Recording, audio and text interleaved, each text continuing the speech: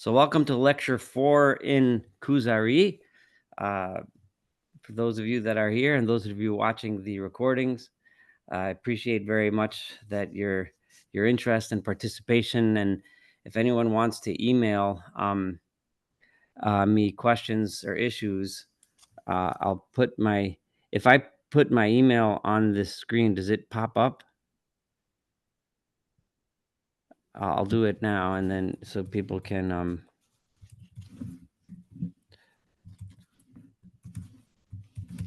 so it's in the chat. In the chat, yeah. I did just put it in the chat. All right. So yeah, you can questions, comments, etc. So we are in. It's divided.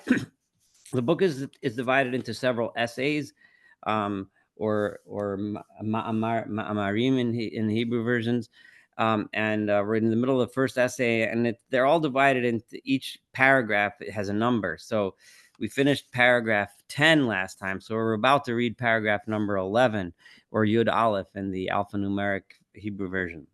So I wanted to, the Kuzari, the person we're calling the Kuzari, that's the king of the Khazars, who is trying to find out what he had this dream. He knows he has the right intentions. He wants to do the right thing, but he doesn't know what the right ma'asim are. What are the right actions? How is he supposed to live his life to satisfy God, right? There's a couple of notes that I want to make before. So he talked to the philosopher. He wasn't satisfied with the philosopher mostly because the philosopher didn't seem to give him an answer as to what he should do. All right, so now how do I live, right? And then he asked the Muslim and the Christian, right?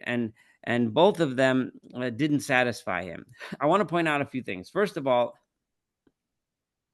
unlike an argument that you or I might have today about religion, right? If you or I were going to meet somebody on the street that has questions about religion, almost certainly he or she would be entertaining the possibility that the religion is completely not true and there is no God, period, right? In other words, they'd be entertaining an atheist position. There is no one promoting the atheist position, right? In here, right? So the assumption that there is a God is taken as a given by the king himself, right? The king himself was trying to appease the gods, so to speak, in his life.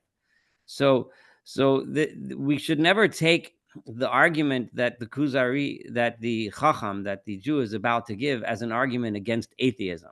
So if you're looking for an argument to prove that the God is true, then the Kuzari is really the wrong book, right?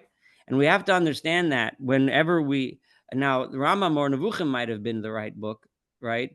Because Rambam was making those arguments, and he was quoting Aristotle, who tried to, who proved, at least in Aristotelian thought, that there is a prime mover, etc. But the Kuzari is not entertaining that argument. He's arguing against the other systems, right? It's important to remember that. And I'm saying this because in my lifetime, every time I learned the Kuzari, I think the rabbis that taught it to me over the years always misunderstood this, and I didn't get it until recently. They use the Kuzari as the proofs and stuff that we're going to encounter as we go through the book, as if it proves God or proves religion, but it's not. It was never meant that way. It was meant to prove the path of Judaism as being the right path to worship God, but God's existence is a given. That's one point I want to make. I come back to that as over the next many lectures, as issues pop up, and you'll understand why I make that point. Another thing is that I want to look back at the language that was used when the Kuzari asked the philosopher. When he asked the philosopher, he asked him al emunato. He asked him regarding his faith. If you look back, that was in item number 1, right? About his faith or about his belief system, right? He didn't. But then the problem right? So in other words, what was the assumption that the Kuzari had? The Kuzari thought that if the philosopher has a faith, then I'll understand from that faith system, whatever his belief system is, why he chooses path A in life, right? Why he chooses to do this, whatever it is that he does, right? He ended up not being satisfied. And then he turned to both the Notzri, the Christian, and the Muslim, and he asked them specifically, Al emunato vi al ma'asehu, right? That's in the Hebrew translation that I have, and you can look in the English versions that you may have. He asked them, he was more specific. He says, no, I want to know about your faith. I want to know about your belief system. And I want to know about why that belief system leads to that way of living that you choose. Why do you live like a Christian? Why do you do the things that Christians do? Why do you do the things that Muslims do? Why do you choose that path in life? He didn't get satisfactory answers. He got their basic faith, but he didn't get the answer that he wanted. He stopped at the faith, right? They gave him the faith, and he questioned the whole faith of both of them, right? And you can go back to those questions if you want to. I'm not going to go into the details. Now, it's important that when we see he turns to the Jew and he asks the Jew, Al Vishal Oto Le'emunato, right? Just about his faith. Because now he's already, you know what? I'm getting stuck in the faith and belief system area. I know what I ultimately want to know is Maaseu, his actions, right? But first, let me figure out, like, what's the belief system? Is the Jew going to give me the same kind of thing that these other guys gave me? So I know last lecture we delved into the issue of how these were faith systems, but not systems of action. They didn't tell him what to do, whereas Judaism is much more of a way of life, and that's something that we emphasize. It's going to take a while for him to get there, because the Chaver, which is what Rabbi Yehuda Levi calls the Jewish Chacham, he calls him a Chaver. That goes back to the language in the time of the Talmud, where a Chaver meant a member of the rabbinic club, right? A person who chose to live and keep halacha, so on, was called a Chaver. So he's using that language. He's calling him a Chaver. So now we're going to look at ayat 11, which, if you're following in the in this version, that's the Korobkin version. It's on page 66. But if you look in essay 1 or Ma'amar Rishon, item number 11 or Yud Aleph, you'll pick up where I am, and then follow in whatever translation you have. So what's your belief system? Okay. So Amarlo, so the Chaver answers him as follows. Ani ma'amin belohei Avraham Yitzchak v'Yisrael. I believe, in other words, you ask me what my belief is. I believe in the God of Abraham, Isaac, and Israel, right? So in other words, he right away establishes a relationship. And I use the word relationship because that's the key. That's really the key to understanding this entire speech that the Chaver is about to embark on and give us. And this entire conversation has to be understood that way. In other words, I believe in the God that has a relationship with my forefathers, right? Because what did he do for us? He took the people of Israel out of Egypt with great signs and wonders. And he gave us, he sustained us in the desert. Eventually gave them the land of Israel after he passed them through the sea, right? And crossing the Jordan River. Benisim also with great signs and great wonders. V'sholach at Moshe, and then, so he did all these things for us, and he sent it to us, Moshe im Torah, so with his teachings, with his Torah. V'achrav, and after Moshe, he sent alfei neviim, thousands of prophets, she'ishru et Torah, so that supported and expanded upon the Torah that Moshe had gave us. V'havtochat sochar l'shomer, also with the promise that if you keep the Torah, you will be rewarded, things will be good. And he warned us that we would be punished if we did not keep the Torah. So we believe in all of those things that are in the Torah, and it's a long subject. So there's a few key things that I want you to zero in on. Number one, and this differentiates the Yehuda Levi from Rambam in a very clear way, right, is the emphasis on our relationship between us and God being based on miracles, right? But he doesn't, even Rabbi Yehuda Levi, it would be wrong to think that Rabbi Yehuda Levi is basing it on the fact that these things were necessarily miraculous so to speak, being that they're out of the realm of normal nature. It's more of God did these things for us, right? And he gave us these things in order to give us a task to fulfill, and therefore we fulfill this task.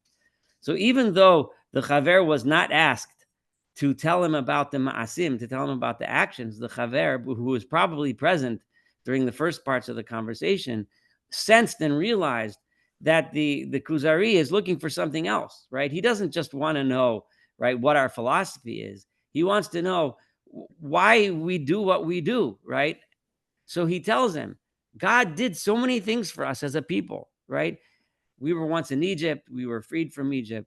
We wandered through the desert and we made it through and we survived. We got to Israel and we got there and he gave us a land and everything. And he expects something from us.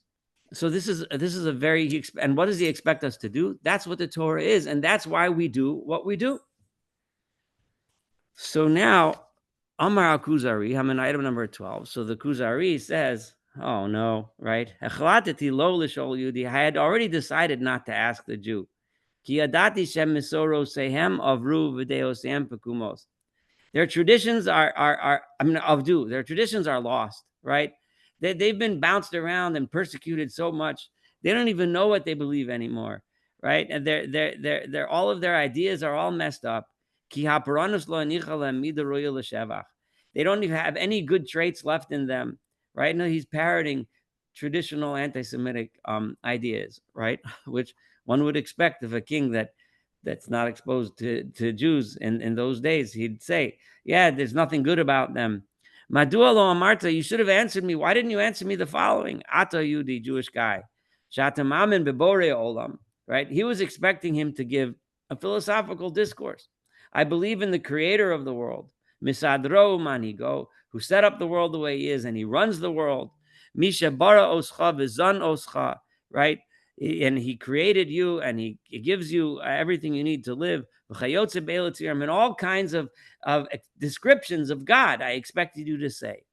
And then Asher Tanat called Baldas, because that's what every other religious person says. They all say, I believe in the creator of the universe, right? And because all of those things that God does, he created the world, he made us, and so on and so forth. Therefore, we should go and seek truth and righteousness, so that we should be like God, right? And the problem is so by the way, right, again, you those of us that studied Rambam understand and know that this was more or less, I mean, nothing's exact, right, but to a significant degree, this is kind of how the Rambam understands our obligation to God, right? And but that's not how Rabbi Yehuda Halevi understands it, right? And Rabbi Yehuda Halevi, in the name of the Chaver, is about to answer.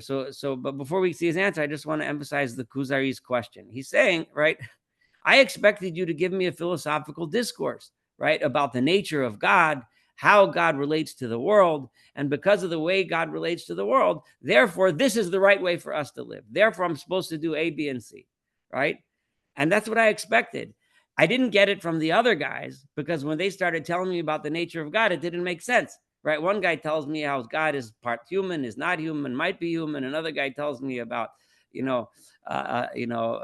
about the Quran that I just don't understand. It doesn't make sense to me. So on. You can go back to those things. I was expecting you to go start on that path, but give me something that I can sink my teeth into. So, he figures, you Jew, you don't know, all you know, you telling me stories. Yeah, you got out of Egypt and it's stories, right? So what does that do for me, right? It doesn't help me learn how to live. So Amar Chaver.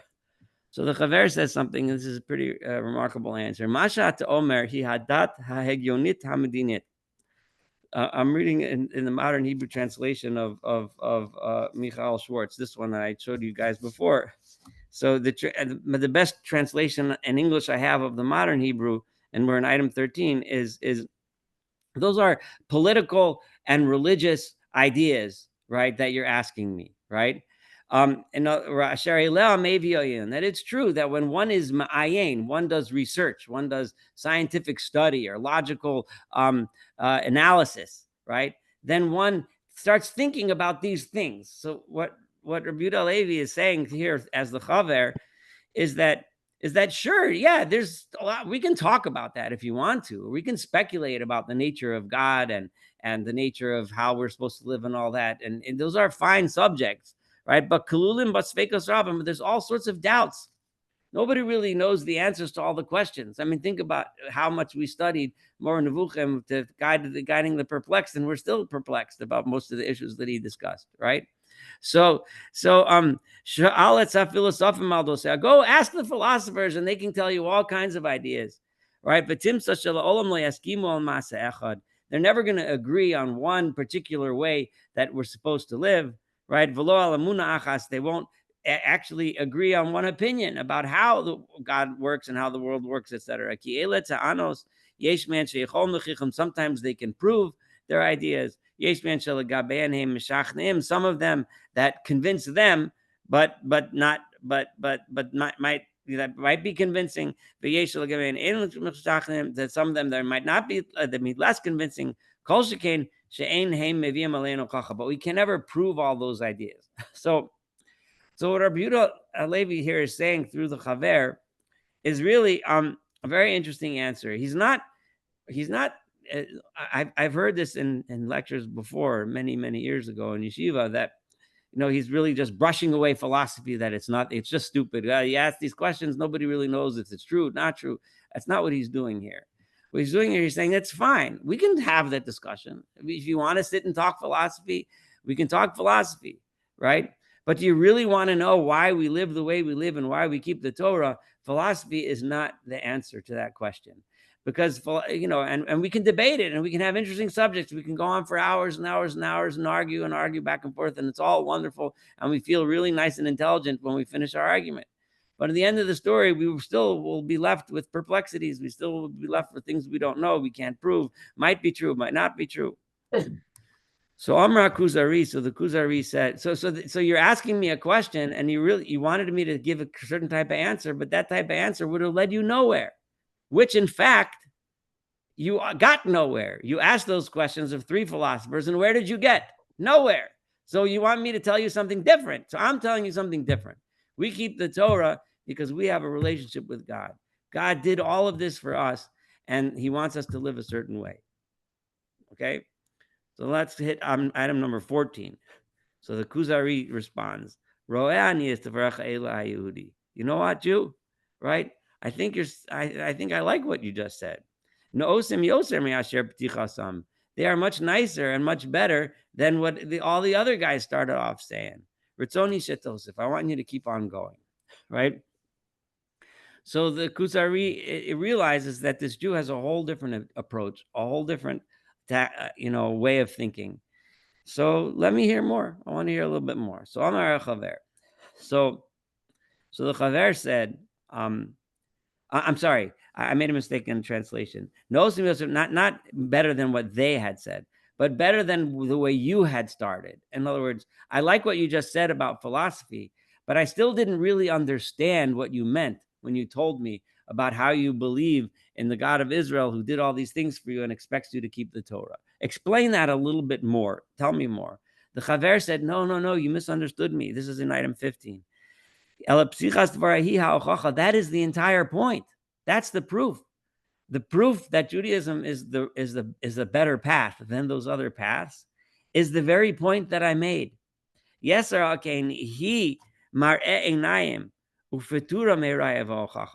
it is what lights our eyes. In other words, it shows us the right way, right?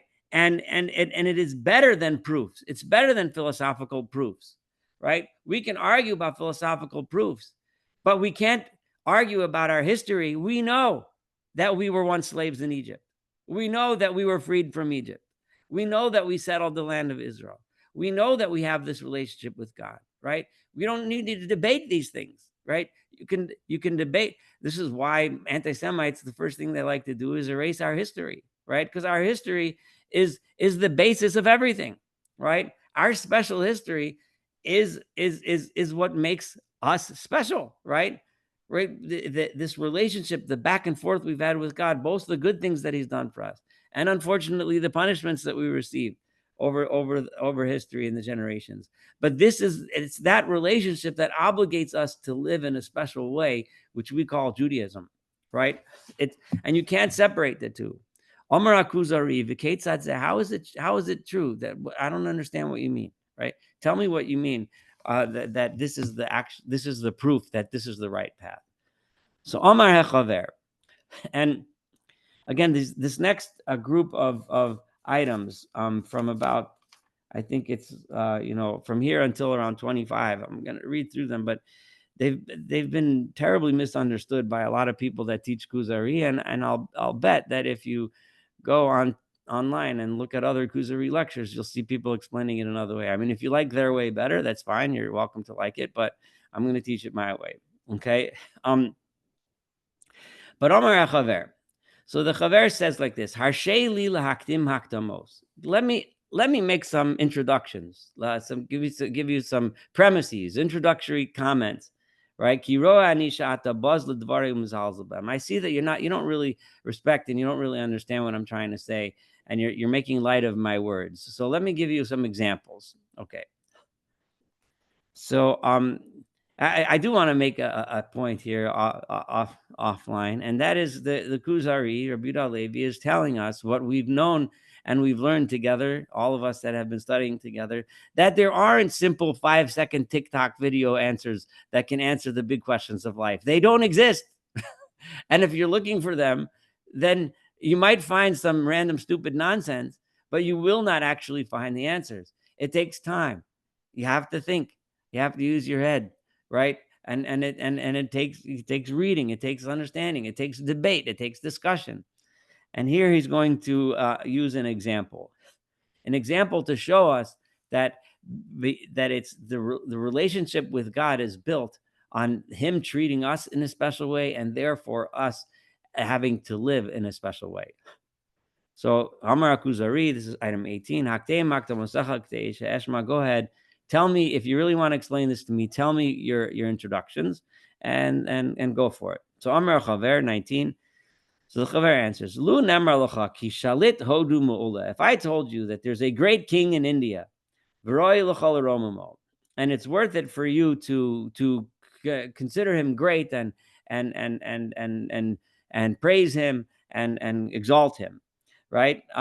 You should give him honor, and describe his wondrous actions, because you know that the people that live in his land are very righteous and special, and they have great traits, and they're very just and honest in their business. Would that mean anything to you? Would that obligate you to go ahead and talk about how great the king is? If I just gave you told you, there's a guy over there, he's great, right? And there's people that are supposedly our leaders today that'll tell you, oh, he's the greatest ever, right? And you're supposed to just believe it because he said so. Well, the Kuzari says, Amar Kuzari, number 20. How could I be obligated to praise and honor this person? Right? I have no idea what the people of India are like, right? Remember, in his time, they knew that India existed. Occasionally there was trade back and forth, but nobody in Europe really knew what India was like, right? Maybe they're great people. Maybe they don't even have a king, right?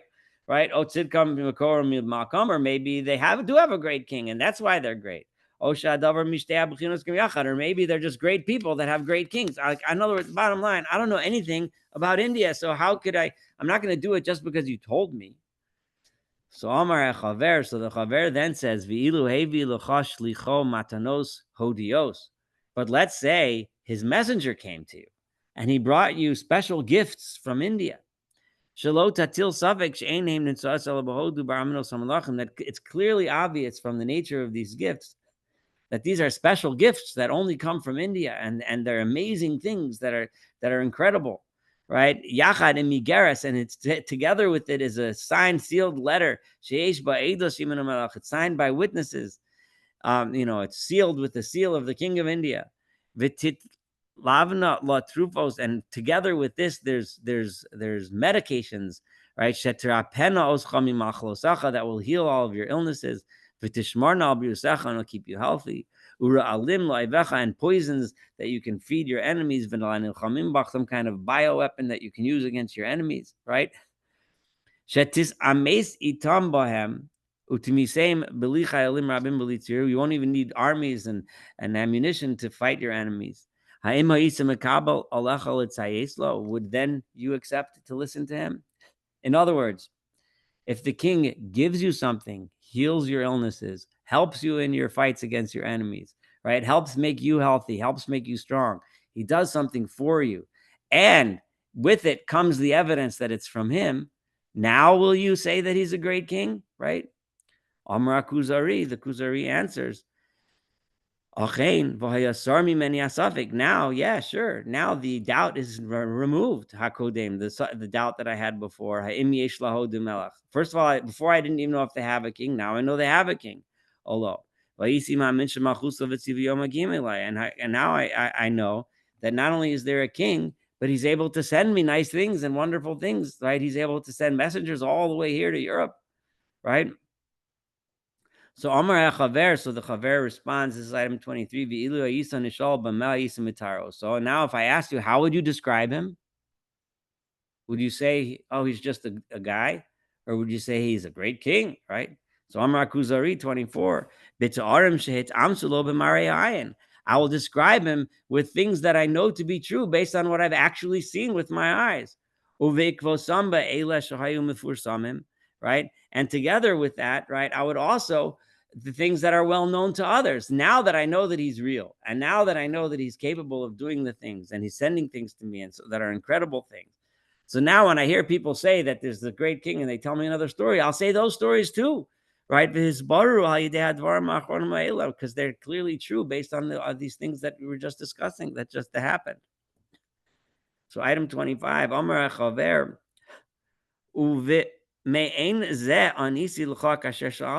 that's exactly what I answered when you asked me, right? You asked me about my emunah, about my faith, right? Why is it that I know about God, right? Why is it that I believe that my path in life is the right path in life, the path of Judaism, right? It's because I know that this God has been with me and been with my people for so long, right? I know firsthand evidence that my parents told me and their parents told them and their parents told them all the way back. All these stories about our relationship with God and what he's done for us. That's why when God was being reintroduced to the Jewish people in Egypt after suffering under hundreds of years of slavery, and Moshe came to Paro and he says to Paro, Elohei ha'ivrim shalachani elecha. It was the God of the Hebrews, right? Why did he use that language? The God of the Hebrews, Kolomar. Elohei Avram, Yitzchak, v'Yakov, shahaya inyanam mefursam bein ha'umos, right? Because everybody knows about Abraham, Isaac, and Jacob, right? V'shaliva osam davar Elohi, and that there was something special about them, something godly about them, right? V'zachul hashgacha, and they had the special providence of God. V'nasulem plaos, and wondrous things happened to them. Abraham came from a faraway nation as a nobody, and he became a wealthy, important, powerful leader in the new country, right? Same thing, Yitzchak and Yaakov, right? That Yaakov was thrown out, his son being chased by his brother. He comes back as a wealthy man and reestablishes himself as a major force to be reckoned with in the land of Canaan, right? Moshe didn't say to Paro, it is God of the heavens and the earth, right? He said, he didn't say it was my creator that sent me, but rather, he said it was the creator, it was the God who was with my forefathers, the God who established a relationship with me because of what he had did for my forefathers. And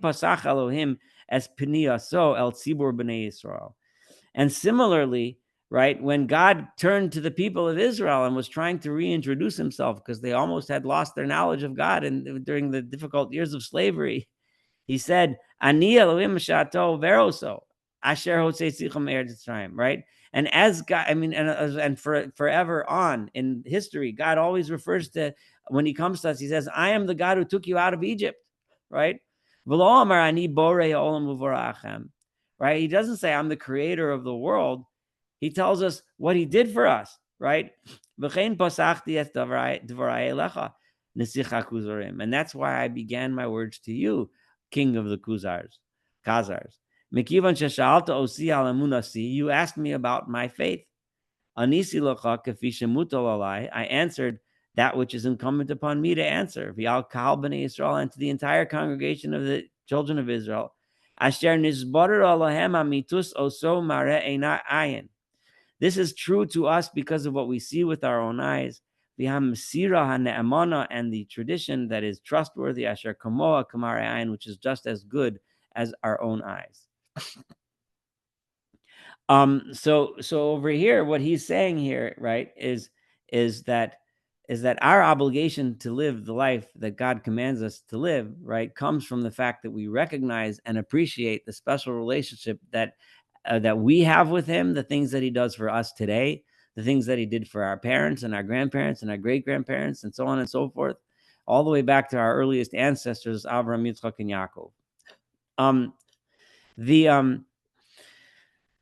A lot of people understand what the Kuzari is saying over here is that this is the proof, right, of God. If you look, even if you look at the AI chatbots, right, you'll see, and I checked this myself, they understand the Kuzari proof to be, right, a proof which is proving the correctness and of Judaism, and I'll get to the hands up in a minute, because we saw it with our own eyes and because we have a reliable tradition. Personally, I don't think that that's what the Kuzari is saying at all. Not that he's not saying that he does say that we have a reliable tradition that's as if we saw it with our own eyes. But I don't think the Kuzari is trying to prove the veracity of the miracles. First of all, the main reason why I say that is because in the time that he's arguing, in the context within which he's arguing, he's making his speech, not arguing. There is no argument or debate over the veracity of miracles. Everyone in the room believes in miracles. The Jew, the Muslim, the Christian, and the Kuzar himself, right? This isn't the Maimonides book where Maimonides tried to minimize miracles, right? This is a different book, right? Here, no one's arguing whether miracles happen. See, the Kuzari is not trying to prove miracles. He's trying to tell us, right, that our Masorah is as good as a proof that we're right? Because the Masorah itself is the reason why we do what we do, right? We live this life because we have a tradition and we have a relationship that developed between us and God over generation after generation after generation. That's why we live the way we live. That's the justification for Judaism. It's not a proof, but it's an explanation, right? It's an explanation that underlies what we do every day. Why is it that this practice is important and not that practice? Because this is what we've always done, right? And why do we do it this way? Because we're giving thanks to God. Why do we keep Pesach? Because within our lived experience of us and our ancestors is the freedom from Egypt. So we keep Pesach to celebrate that freedom that we attribute to God, right? And God gave to us. Why do we do all of the things that commemorate our relationship with the land of Israel? Because our ancestors lived the experience of getting that land from God, right? And so on and so forth. And every single thing, this is what the Kuzari, he's not talking about philosophical proofs. He's not trying. The reason why I say this is because if you go online, you'll also see that proof is not a proof. That doesn't mean, because it's not, that's not the point. People that speak that way are missing the point. And I can guarantee you can go look at other lectures and you'll see it being taught that way. And they're completely wrong. I'm just telling you they're wrong. I know they're wrong. But if you don't agree with me, that's fine. But this is the way we have to understand what the Kuzari is telling us. So Omar Kuzari, so the Kuzari says the obvious big clincher here. And some of you might be thinking this already. If that's true, I'm going to paraphrase. Imkach Torah eschem miyucheres lachem. Then this special relationship is only for you guys, right? I'm here looking for what I'm supposed to be doing. I'm the king of the Khazars. What does it have to do with the Khazars, right? You guys have this great relationship with the God of your forefathers. What does it have to do with me, right? Why is the Torah is only for you, right? So so the Chaver, the Jew, is in a little bit of a bind over here. Remember, he's standing in front of the king of the Khazars, and he basically is saying that, yeah, God has to deal with us, and that's it. That's all that matters, right? So Amar Chaver says, okay, umos kifrat yikabel min haTorah shalanu. If somebody wants to join us, you're welcome, right? You can join us, right? You can become Jewish if you want, right? Ach lo yishtaveh imanu, but he won't be exactly the same as us. Now, this is one of the very controversial things that the Kuzari says, and it's different from most other Jewish authorities, right? The Kuzari seems to be treating a convert to Judaism as a stage less than a Jew, him or herself, a born Jew. It's a very important subject. There's tons and tons of scholarly articles written on it if you want to look out there. So, I'm not going to defend this position, but I have to read his position for the sake of intellectual honesty, right? That's the way that's what he writes. Yosef, you can go ahead. Yeah, just before you continue to the next argument, Right. I'm very glad that you explained it the way you did about miracles versus just the emunah, because hypothetically speaking, if Esav or Ishmael wanted to claim that they also have a relationship and that they also are Mhm. followers of Abraham, they would have been able to, except for this Yetziat Mitzrayim part, and so Yeah, that's true. yeah, Yep, I and believe.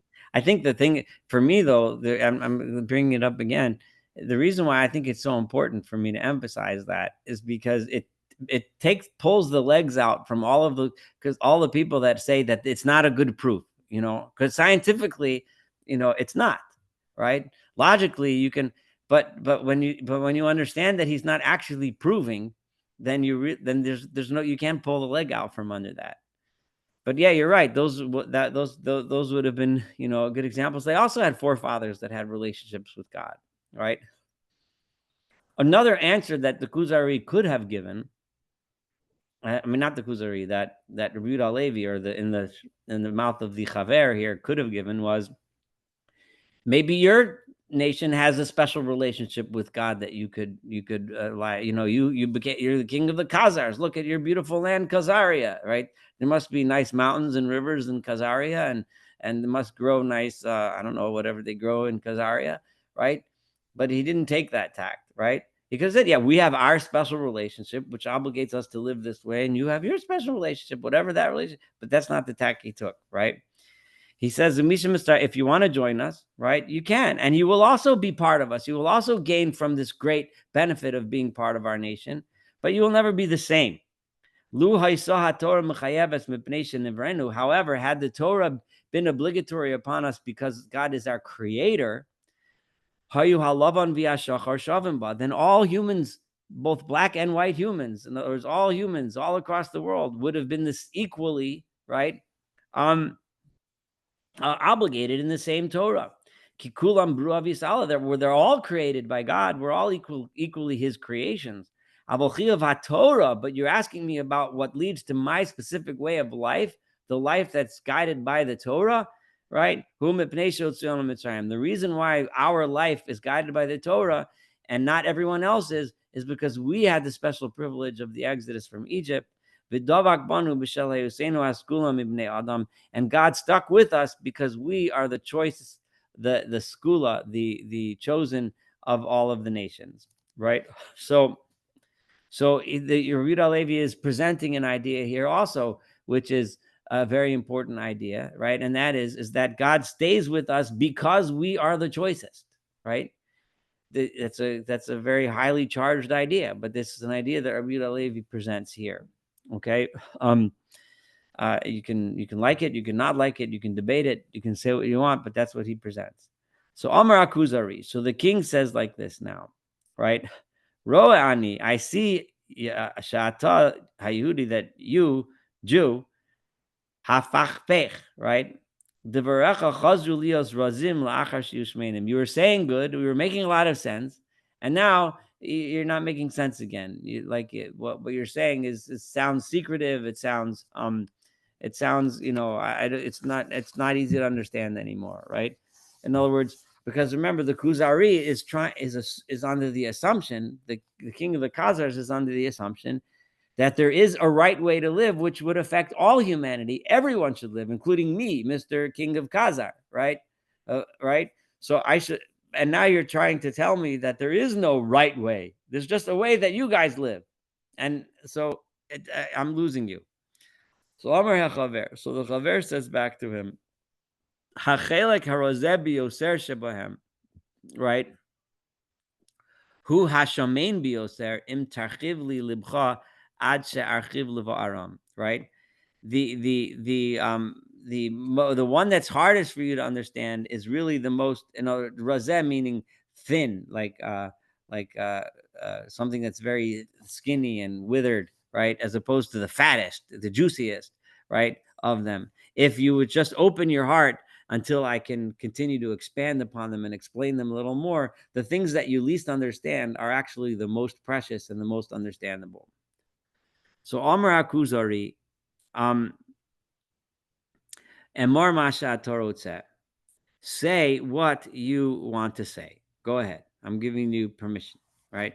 So I think I kind of want to stop here, even though I know I didn't go the full hour, but I want to open the floor for discussion, because this is the end of a certain thought that the Chaver introduced, and he's going to begin. Oh, maybe I can go a little bit farther, so we can start these new thoughts, and then I'll stop. So let me go a little bit farther. So Amar HaChaver, the Chaver says like this: B'tokef hadavar hativi mitchayvim hatizuna, right? And it's anything natural in this world needs to have food. It needs to have sustenance, hatzmicha, and then there are things that grow and sprout. Haholada, they have to give birth to other things. V'kochosein v'kol tunayan, right? Hatzemach u'balachayim, plants and live animals are misyachtim bezos, right? Right? They're similar in this matter, right? That they need sustenance, they need nutrients, and they give birth to others, right? Both plants and animals do that. B'shonim min adama, they're different though from earth, or min avanim, or stones, min amachzivim, min esiros, or the elements and so on, right? So Amar Kuzari, zeh mishpat hatzarach peret avul ames, right? This is, you might need to go into more details, but yeah, it's true. Yeah, I agree, right? That so there's levels. There's the elements, right, which then would have been thought of as the four elements: earth, water, wind, and fire, of which everything was assumed to have been made of the four elements. And then there's the stones and inanimate objects, and metals and stuff. And then there's plants, and then there's animals. So Amar HaChaver, l'chol balei chayim miyuchad hadavar hanafshi, right? And for each live animal, right, there is a something that it's special about its particular soul, its particular life, right? Because of what it does and what its function in its life, it has certain types of motions, ritzonos, certain types of desires and needs, midos ofi, it's ways of doing things, chushim chitzoniim, and external senses, upnimim, and inner senses, va'od, and other things. So each animal has specific traits and characteristics. So Amar Kuzari gam esos ein lishlo. The king says that it's hard to argue on that. I can't argue. That's true. So Amar HaChaver uvitokef hadavar hasichli, right? And when it comes to the mind, to the intellect, mityached ha'adam michal balei chayim, the human being is special among all balei chayim, among all living creatures. Mizem mitchayev tikun hamidos, tikun habayis, v'chein tikun hamadina. Because of that, the human being has things that other animals don't need. They have special character traits. We refine ourselves, right? We build houses. We build structures, architecture, which no other animal does. At least not to the extent that we do, and with the right tikkun habayis, or b'chein tikkun, we make nations, v'notzaros hanahagos hamdinios v'achukos hamdinios, and we make all kinds of local customs and local rules and laws and systems of justice, etc. So that's unique to human beings. So Amar Kuzari Avsamas, this is true too. Amar HaChaver ve'ezu darge yesh me'alzos, what's above that? All right, so we're going up in levels now. So Amar Kuzari, Dargas HaChachamim HaGedolim. That is the great wise people, right? So there's people, and then there's very special wise people. So Omar HeChaver, so the Chaver said, Lo Heskavanti Ela Lidarga Hashona Mereosea Shoni Atzmusi, right? I don't want to know like levels within a species, like one's smarter, one's dumber, one's faster, one's slower. I want to know something that's inherently different about one versus the other, right? Like a plant is inherently different from a rock, right? And a human is inherently different from an animal. And now a lot of scientists today would disagree with that. It would just say we're just an animal that happens to have a more functioning, a higher functioning brain than most other animals. But regardless, that was the way it was looked upon then. And even today, if you look at the development of self-awareness and intellect as something unique to humans, so then the human would be on a different level. Right? If you're going to make these kinds of differentiations, right, then there would be no end. Shoni mikri. That's just a chance difference. That's not a different level, right? If I told you that this lion is faster than this lion, or this lion is stronger than that lion, well, yeah, and then this lion is a little bit more dark than that lion, and this lion has is a little better eyesight than that lion, and then there will be 800 bazillion levels. But we all know a lion is a lion, and a cow is a cow, and a human is a human. Those are different levels, right? That's something different. So Amar Kuzari, Ein Efo Darga Muchashim Achar Adam. Okay, fine. So you know what? There's nothing above a human.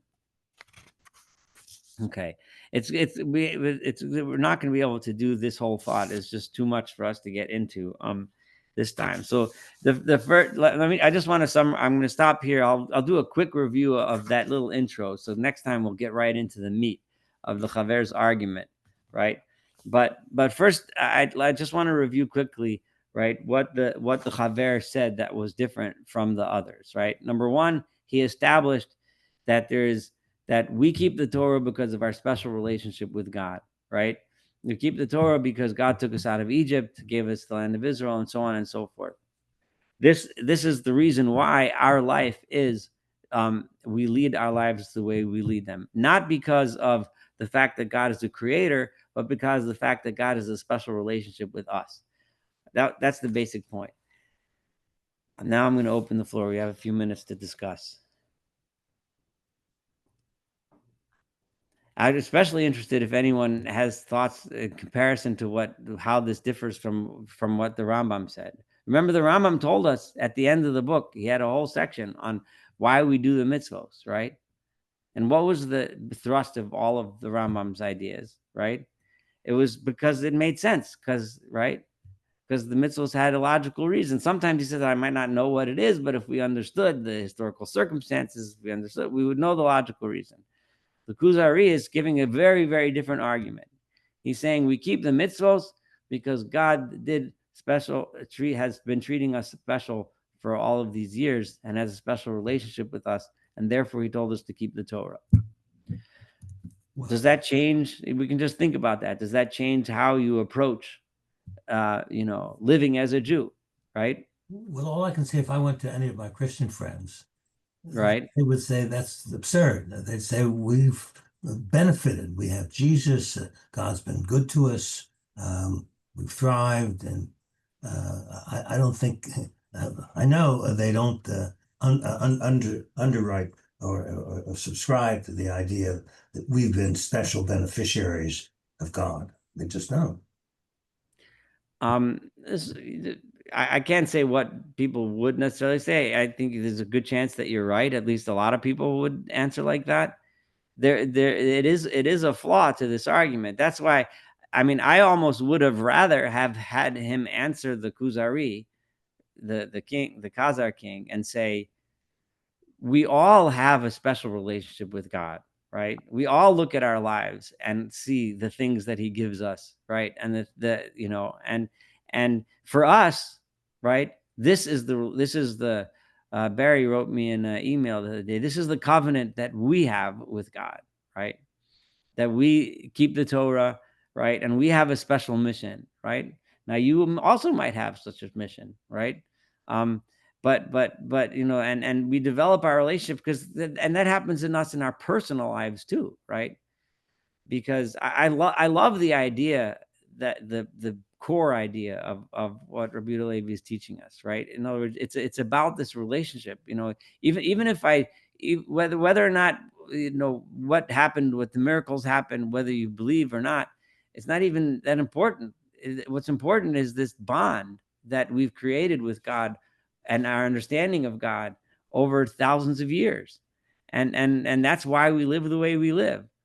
I find that to be a beautiful idea, but you're right. If you use this and say, but that may not be necessarily a bad thing. If someone else says, this is our relationship, I don't know.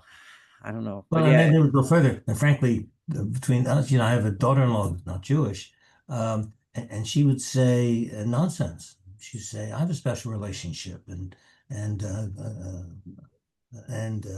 it's completely it's impossible to persuade them with this argument, frankly. all right, I hear you. Okay, any other thoughts? Go ahead, Barry. I see you have your hand up.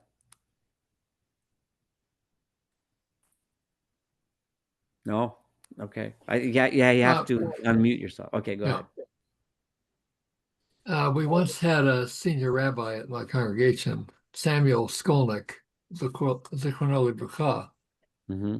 He told us that he thought Jews, when they're young, should study the work of Paul of Tarsus, Saul, Okay. Right. who became Paul. And he said we should think about his drive to go out and create a universal religion. And what was he offering? He was offering a route to heaven, a route to the afterlife. That was the part of the message, I think, that would unite people. What would unite people is everyone is mortal.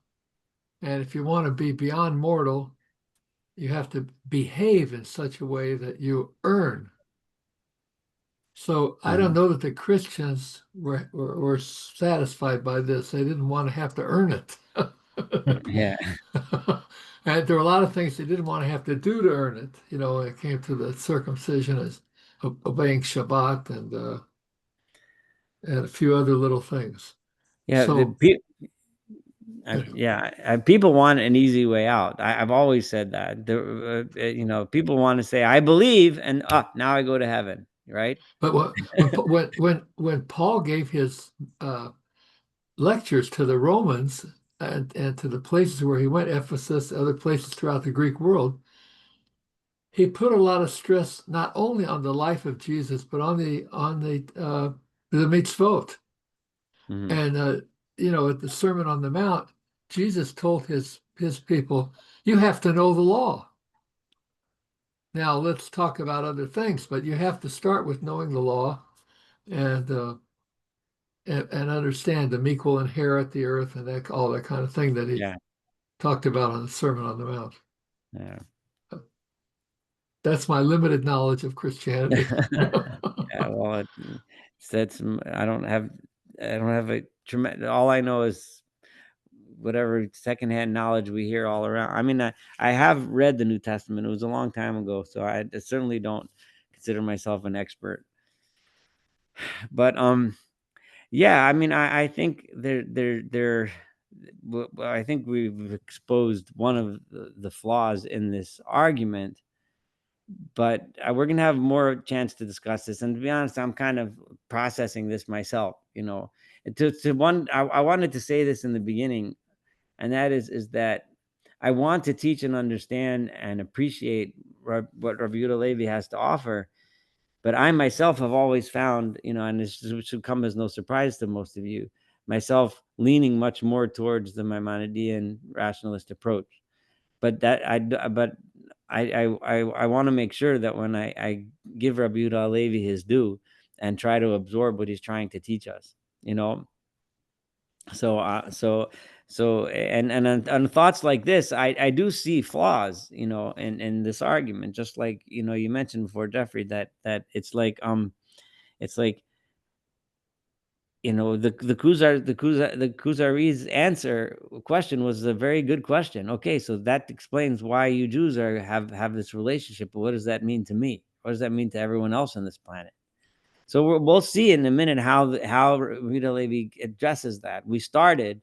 You may be getting a little hint as to where he's going, but before you decide, well, you're always free to read ahead if you want. But let's let Rita Levi have a chance to give us the argument as to the answer to that question. Because one of his first quick answers, yeah, you can join us if you want, but what if you don't want to join us? Now what are the right actions that I'm supposed to do? And that's a good question. So we'll see where he goes with this. And and so we'll continue from item number 41. Is it? I think. Number 41. That's where we're up to, and we'll continue from there next week. Well, All right. 40. Okay, fine. Yeah, sure. Yes. All right. Well, anyway, have a one. We still have time before Rosh Hashanah. So next week we still have a class. All right. Are you having a Luzzatto class next week? Yes. For those that come to the Ramchal, the Mesilat Yesharim class, it was supposed to be last night, but because they had a big event here in Birmingham that a lot of my attendees wanted to go to, so we pushed it off to next week, the 16th. And then we're going to take a break for the Mesilat Yesharim class till after Sukkot. So, next week, Tuesday night, we'll have that class too. All right. Have a good evening, everyone. Take care. Yeah. Bye. Thanks. Bye. Thank you.